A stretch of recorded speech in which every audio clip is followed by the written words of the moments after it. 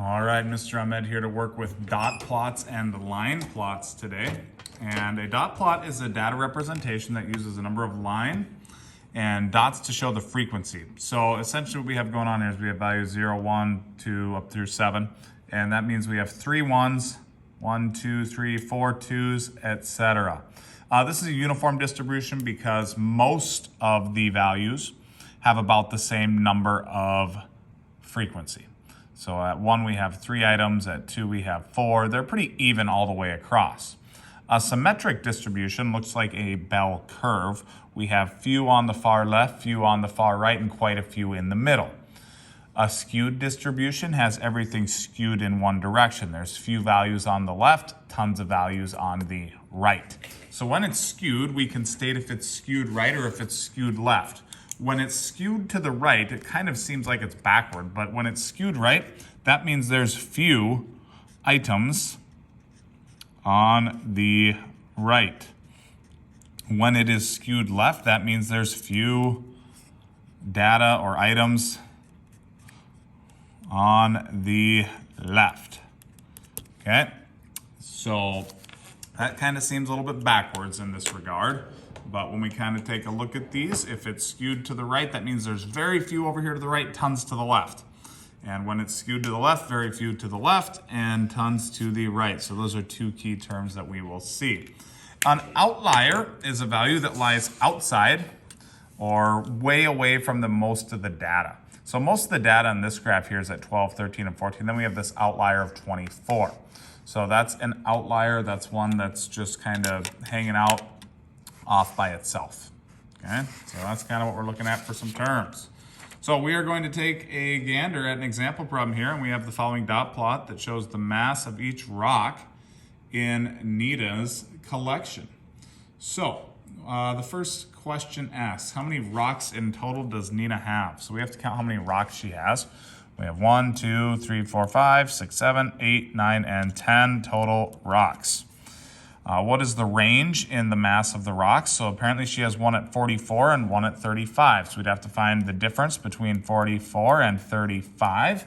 And 44 minus 35 is 9, so the range is 9. Average, mean, we have to count up all the values and then divide by how many there are. So we know there's 10, but we have to count the sum of them. So we have a 35 plus a 37 plus 3 39s.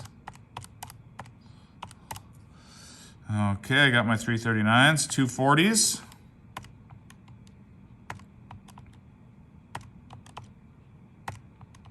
And when I add them all up, I get 397. And divide it by 10 because there's 10 rocks. And our mean is 39.7. Okay, on to our next one, the median. We have to find the middle. So for me to find the median, I have to arrange these in order. So I have a 35, a 37, 3 39s, 2 40s, a 41, a 43, and a 44.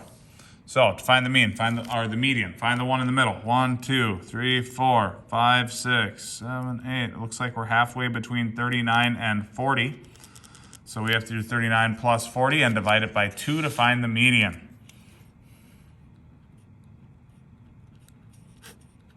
And 39 plus 40 divided by 2 is 39.5 for the median. Describe the shape of the dot plot.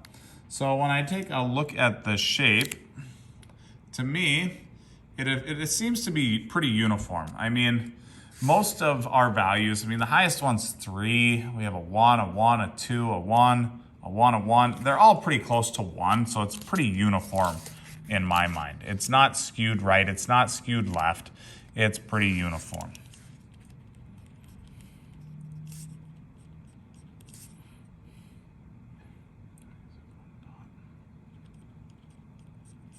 Most values have 1 dot or close to 1 dot. And are there any outliers? Well, I don't really feel like we have any massive outliers. I mean, we have a 35, most are within 39. That's within, 4 units. And then we have a 40 up to 44. They're all pretty close, so I do not really feel like we have any outliers. To have an outlier, we have to have something over here like 80. Okay, so they're pretty much all within a good close value. So no outliers. All within a good distance.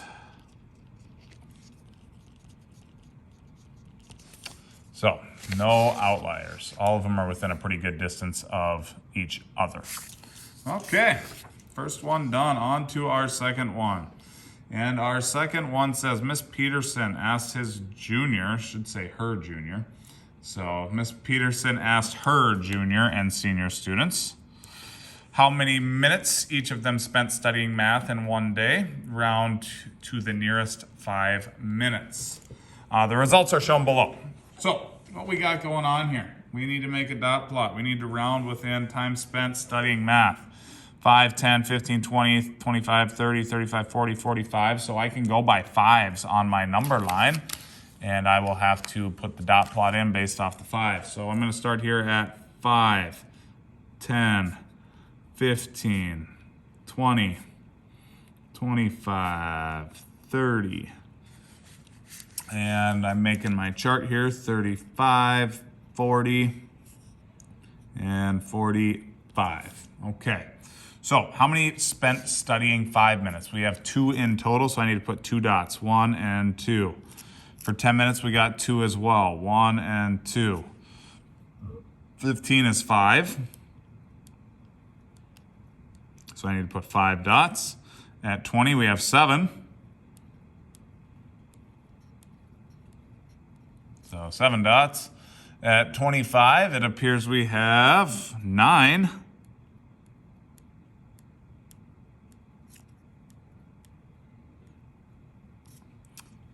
There, make that one a little bit darker. At 30, 9 as well.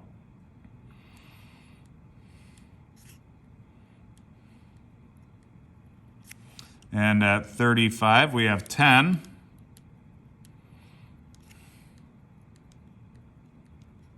Real dark there, up to 10. I know I had to go over that junior, so I had to make that pretty dark. At 40, we have 8.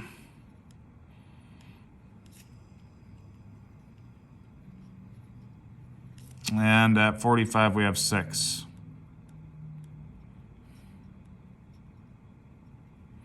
All right. So, describe the shape of the data. When we take a look at the data here, I mean, to me, it's fairly symmetric.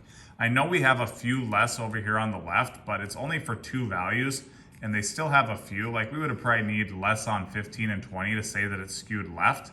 So in this case, we're going to say it's pretty symmetric. And then it says to make a dot plot to show how long the seniors spent studying. So for the seniors, again, I still need to fill out that same type of line on my line graph. And we're going to go 5, 10, 15, 20, 25, 30, 35, 40, and 45. So for the seniors, at 5 minutes, there's 0. At 10 minutes, there's 1. So I need to put 1 dot at 10. And at 15, I need to put 2 dots. I'm not going to keep sliding back and forth. Hopefully you guys can kind of see your own sheet. At 20, we have 3 seniors. 25 is 4. 30, we have 4.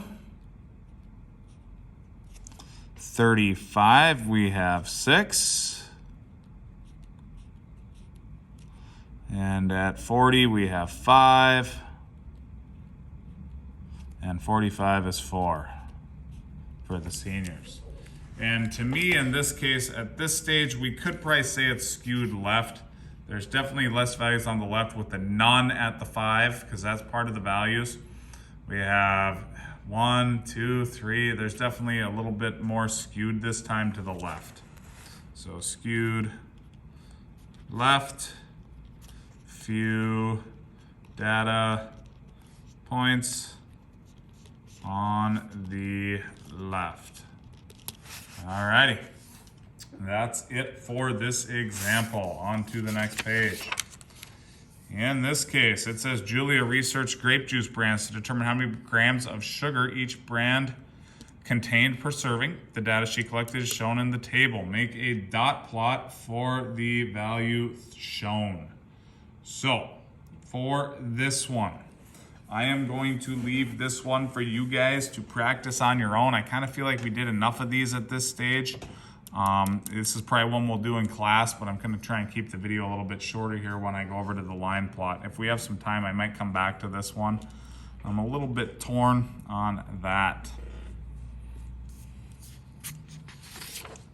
So our time plot is a graph that's going to display the values against time.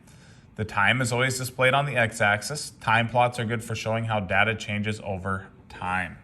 So, in this set of data, we have the total municipal waste generated by the U.S.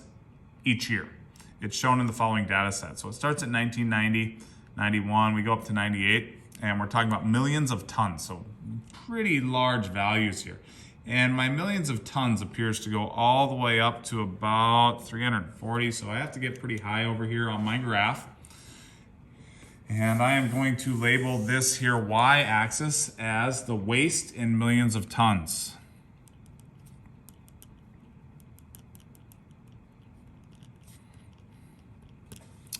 And over here on the x-axis is the years. So the smallest value in my tons appears to be right at around that 269 value. It's going up the whole time. So I need to get up to 269. So I am going to go up to 260. I'm going to go up to here and go up to 260. Going to break the graph off here. And this will start at 260. And then I'll go 265, 270, 75, 280, 85, 290, 95, 300, 310, 320, 330, and then I'm up to 340 and 350. Okay, so I filled in my graph. Now notice here I broke it off to start from 0 to get up to 260. So I drew this in to indicate that we're going from 0 to 260 and it's not the same interval as the rest of the graph.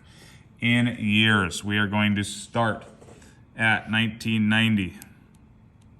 And I'm going to go over a little bit, 1, 2 to get to 1991, 1, 2, 1992, 1993, 1994, 1995, 1996, 1997, and 1998.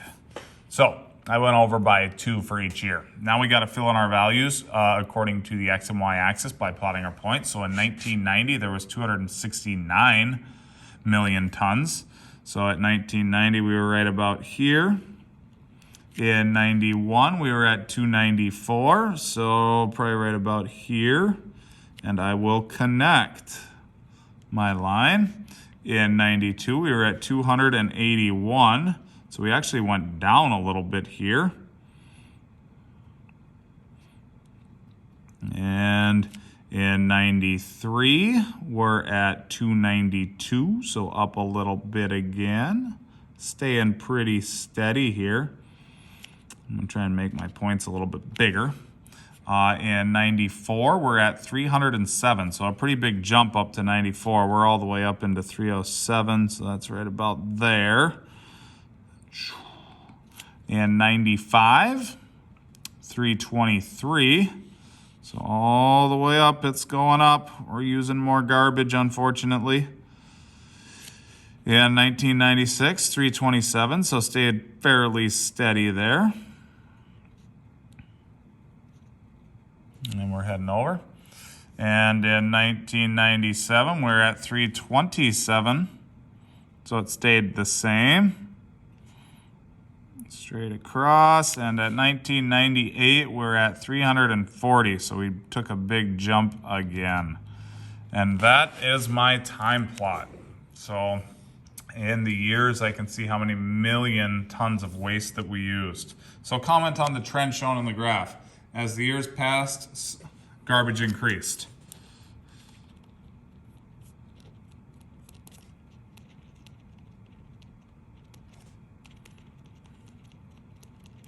And suggest some factors other than time that may be leading to this trend. I would say population growth.